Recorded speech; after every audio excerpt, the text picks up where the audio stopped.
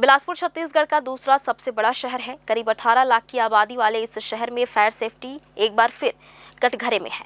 हाल ही में तिफरा औद्योगिक क्षेत्र के पेंट फैक्ट्री में भीषण आग लगने के बाद एक बार फिर शहर के अलग अलग इलाकों ने फायर स्टेशनों की स्थापना की मांग तेज कर दी है। शहर के तिफरा औद्योगिक क्षेत्र में स्थित पेंट की फैक्ट्री में आग लगी। आग बुझाने दमकल की 2 गाड़ियां मौके पर पहुंची, लेकिन दोनों का पानी खत्म हो गया। पानी खत्म होने के बाद आग तेजी से फैलती गई और फिर से पानी पहुंचने में लगभग 1 घंटे से भी अधिक का समय लगा।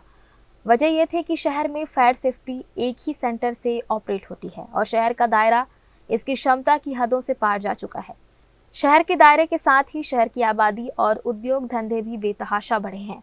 व्यापार विहार, सनिचरी बाजार, बुधवारी बाजार, सदर बाजार, गोल बाजार, तेलीपारा समेत दर्जनों ऐसे इलाके हैं जहां तंग गलियों में हजारों दुकानें और गोदाम हैं। इसके साथ ही तिफरा और सिरगिट्टी इंडस्ट्रियल इलाकों में सैकड़ों फैक्ट्रियां चलती हैं, जहां हर रोज हजारों श्रमिक जान जोखिम में डालकर काम करते हैं। हाल ही में शहर के अंदर कई बड़ी आगजनी की घटनाएं सामने आ चुकी हैं, जिसके बाद अब सभी औद्योगिक और व्यापारिक केंद्रों में फायर स्टेशन स्थापित करने की मांग फिर से उठने लगी है। बिलासपुर में वैसे तो जितने भी उद्योग हैं, छोटे उद्योग हैं, और सभी उद्योगपति एक तरीके से अपनी व्यवस्थाओं को सुचारू रूप से संचालित करते आ रहे हैं। उसके बाद भी यहाँ पर कुछ मूलभूत सुविधाओं की बहुत ज़्यादा कमी है। उसमें सबसे पहले अपन फायर स्टेशन जो उद्योगों के लिए सबसे ज़्यादा ज़रूरी है, उसकी यहाँ पर कमी है। फायर स्टेशन ज़रूर होना चाहिए। विगत दिनों कुछ अधिकारी रायपुर से आए थे भ्रमण के लिए यहाँ पर आग लगने की दुर्घटना के बाद, तो उनको लोकेशन भी मैंने साथ में जाकर भ्रमण करवाया था। सिरगिट्टी थाना है, सिरगिट्टी थाने के बगल में 2.5 एकड़ करीब ज़मीन है जो उपयोग में नहीं है। एक बिल्डिंग वहाँ बनी हुई है, तो उनको ये अनुरोध किया था कि यहाँ पर आप फायर स्टेशन बना सकते हैं, यहाँ पर आप ESIC का हॉस्पिटल बना सकते हैं, और रिक्त ज़मीन में आप कम से कम 2 से 3 एम्बुलेंस भी वहाँ पर प्रोवाइड करते हैं। ये सब चीज़ों के बारे में बातचीत हुई थी, घटनाएं घटी थी। ESIC कार्यालय से भी डॉक्टर गहलोत हैं, वो यहाँ आए थे, उन्होंने भी भ्रमण किया, सब चीज़ें देखी। देखने के बाद उन्होंने भी पत्र लिखा। तो हम जिला उद्योग संघ इस बारे में हमेशा प्रयासरत रहता है कि जो सुविधाएं उद्योगों को, लघु उद्योगों को मिलना चाहिए, वो हम उसके लिए प्रयत्न करते रहते हैं।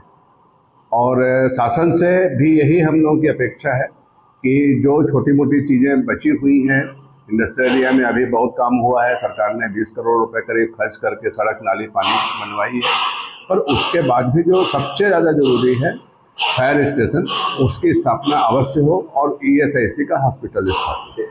बिलासपुर में 3 प्रमुख औद्योगिक क्षेत्र हैं, तिफरा, सिरगिट्टी और चिलपहरी, और शहर में विस्तार हो गया है।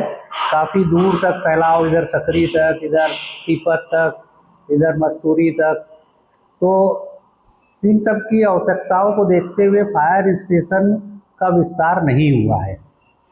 तो वर्तमान स्थिति में फायर स्टेशन का विस्तार होना चाहिए और एक फायर स्टेशन औद्योगिक क्षेत्र के लिए अलग होना चाहिए, जो कि सिरगिट्टी में उसके लिए स्थान भी उपलब्ध है, और वहाँ से दोनों तिफरा और चिलपहरी नज़दीक हैं, प्लस वहाँ से जो और रेलवे का क्षेत्र है वो भी नज़दीक पड़ता है। तो ये बहुत ही उपयुक्त लोकेशन है और उसमें एक नया फायर स्टेशन की स्थापना होनी चाहिए और उसमें आधुनिक मशीनें होनी चाहिए, फोम अग्निशमन की व्यवस्था होनी चाहिए, जिससे कि तेल और अन्य ज्वलनशील पदार्थों का शमन किया जा सके। तो वर्तमान में इसका विस्तार होना ही चाहिए। लगातार हो रही आगजनी की घटनाओं और उठ रही फायर स्टेशनों की मांग के बाद अब जाकर प्रशासन की नींद खुली है। फायर सेफ्टी ट्रेनिंग, फैक्ट्रियों के सेफ्टी ऑडिट और नए स्टेशन की स्थापना की ओर प्रशासन ने अब जाकर ध्यान देने की बात कही है, क्योंकि शहर में संचालित अधिकांश उद्योग धंधे अनुमति से इतर जाकर सेफ्टी नॉर्म्स को नजरअंदाज करते हुए चल रहे हैं। मजदूरों की सेफ्टी के नियम भी बहुत कम कंपनियां फॉलो करती हैं। कलेक्टर का कहना है कि अब इन सब पहलुओं की जांच की जाएगी और फायर सेफ्टी सिस्टम भी बेहतर किया जाएगा।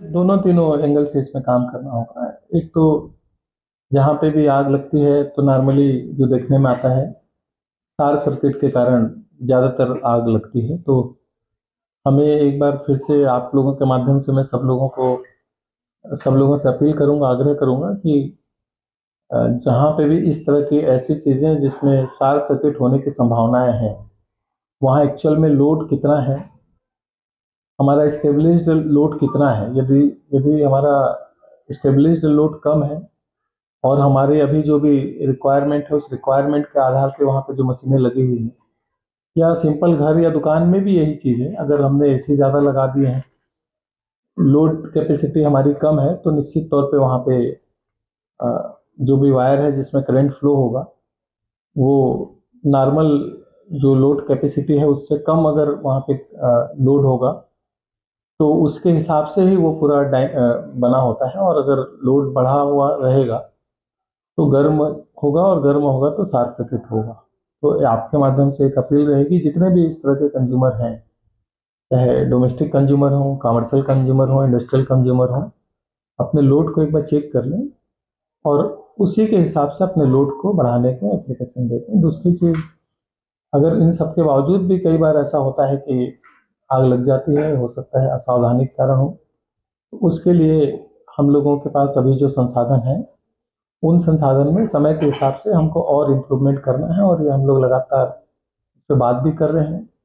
और एक अवेयरनेस के लिए भी हम लोग एक ट्रेनिंग बहुत जल्दी यहाँ पे ऑर्गेनाइज करेंगे।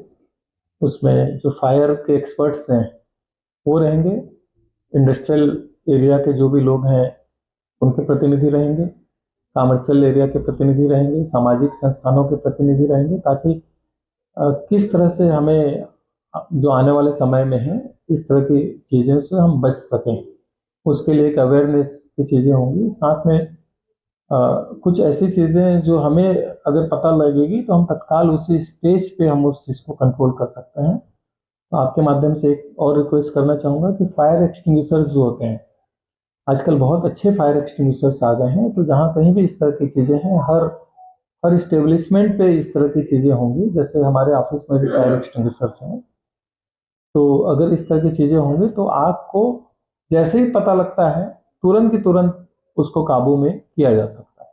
हमें इसको और इम्प्रूव करने की ज़रूरत है, और इसके लिए प्रपोजल्स गए भी हैं।